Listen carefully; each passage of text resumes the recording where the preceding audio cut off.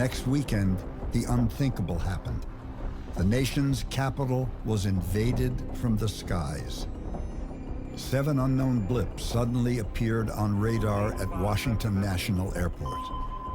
Air traffic controllers at both Andrews and Bolling Air Force bases confirmed the objects as they danced through restricted airspace.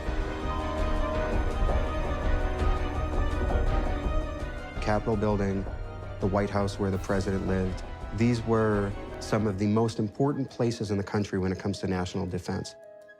And there were UFOs violating this airspace, and there was nothing that the Air Force could do about it. F-94 interceptors were scrambled.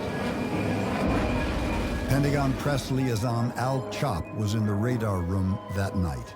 We could see the planes coming in on this radar scope. The minute we saw the beginning of these guys, UFOs disappeared. They just left.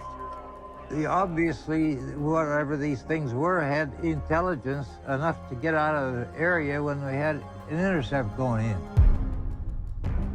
But the next weekend, it began again.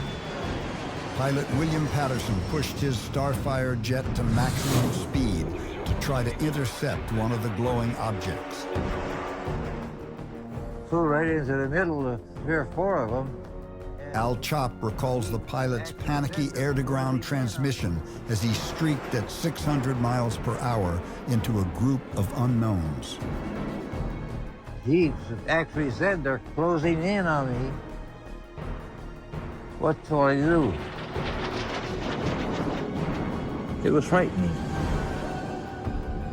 The Air Force had just issued orders to shoot down the unknowns if, quote, they can't talk them down. And then all of a sudden, things began to move away from him. And he said, "They're gone." I'm convinced they're solid objects. I'm convinced that they're probably from another planet or from outer space somewhere. I've always felt that way since that night.